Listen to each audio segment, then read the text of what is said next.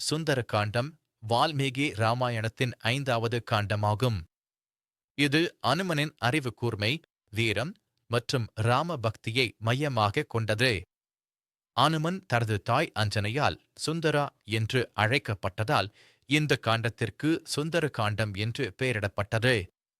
சீதையை தேடிச் சென்ற வானரக் கூட்டம் சம்பாதி என்ற கழுதரசன் மூலம் சீதை இலங்கையில் ராவணனால் சிறை வைக்கப்பட்டிருப்பதை அறிந்தது. ஜாம்பவான் அனுமனின் சக்திகளை நினைவூட்ட அனுமன் விஸ்வரூபம் எடுத்து மகேந்திரகிரி மலையிலிருந்து இலங்கை நோக்கி விண்ணில் பாய்ந்தார். கடலை கடக்கும் வழியில் மைனாகம், சுரசை, சிம்ஹிகா போன்ற தடைகளைத் தாண்டி லங்கிரியை வென்று அனுமன் தனது உருவத்தை சுருக்கிக் கொண்டு ராவணனின் நகருக்குள் நுழைந்தார். இலங்கைக்குள் நுழைந்த அனுமன் சீதையைத் தேடி ராவணனின் மாளிகை உட்பட அனைத்து இடங்களிலும் அலைந்தார்.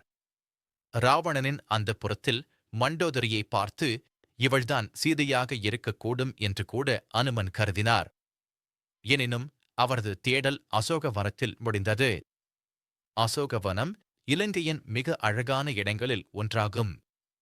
அசோக மரத்தின் கீழ் துன்பத்தில் ஆழ்ந்திருந்த சீதையை அனுமன் கண்டார். சீதை ஆரஞ்சு நிற உடையில் துக்கத்தால் கண்கள் கலங்கி ராமரின் நாமத்தை ஜெபித்துக் கொண்டிருந்தார்.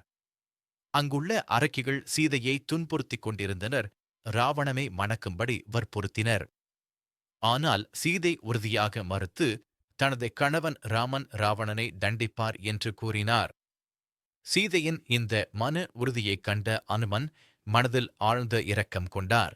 சீதை தனது உயிரை மாய்த்துக் கொள்ளும் எண்ணத்தில் இருந்தபோது அனுமன் மரத்திலிருந்து இறங்கி ராமரின் புகழை பாடினார். ராமரின் கதையை அரக்கர்களின் கோட்டைக்குள் கேட்டு சீதை ஆச்சரியப்பட்டார். அனுமன் மெதுவாக ராமரின் பெயரைச் சொல்லிக் கொண்டே சீதை முன் வந்தார். சீதை அனுமனை ராவணனின் மாயமாக கருதி முதலில் நம்பவில்லை. அனுமன்தான் ராமரின் தூதன் என்பதை நிரூபிக்க ராமர் கொடுத்த கணையாழி மோதிரத்தை சீதையிடம் கொடுத்தார். ராமரின் பெயர் பொறிக்கப்பட்ட அந்த மோதிரத்தைக் கண்டதும் சீதைக்கு அளவற்ற மகிழ்ச்சி ஏற்பட்டது. அவள் ராமரைக் கண்டது போலவே உணர்ந்தாள். மோதிரத்தைக் கண்டதும் அனுமன் மீது சீதைக்கு முழு நம்பிக்கை ஏற்பட்டது. சீதை தனது நெற்றிச் சூடாமணி நரியை அனுமாரிடம் அடையாளமாகக் கொடுத்து ராமரிடம் தனது செய்தியை எடுத்துச் செல்லும்படி கேட்டுக்கொண்டார்.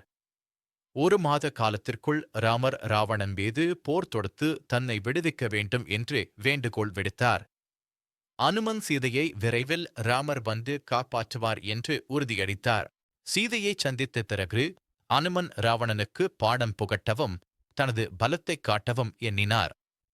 அசோக வனத்தில் இருந்த மரங்களையும் கட்டிடங்களையும் அழித்து பெரும் சேதத்தை ஏற்படுத்தினார். அதைக் காவல் காத்த ராட்சசர்களையும் வதம் செய்தார். சும்பாளி, பஞ்ச சேனாபதிகள் மற்றும் ராவணனின் மகன் அக்ஷயகுமாரன் ஆகியோரையும் அனுமன் கொன்றார்.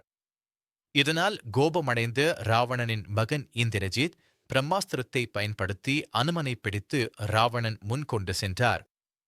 பிரம்மாஸ்திரத்தை முறிக்கும் சக்தி அனுமனுக்கு இருந்தாலும் பிரம்மாவிற்கு மரியாதை செலுத்தும் விதமாக அதிலிருந்து அவர் விடுபடவில்லை.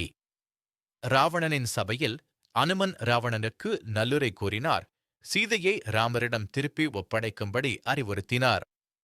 ஆனால் ராவணன் அவரது அறிவுரையை ஏற்க மறுத்தான்.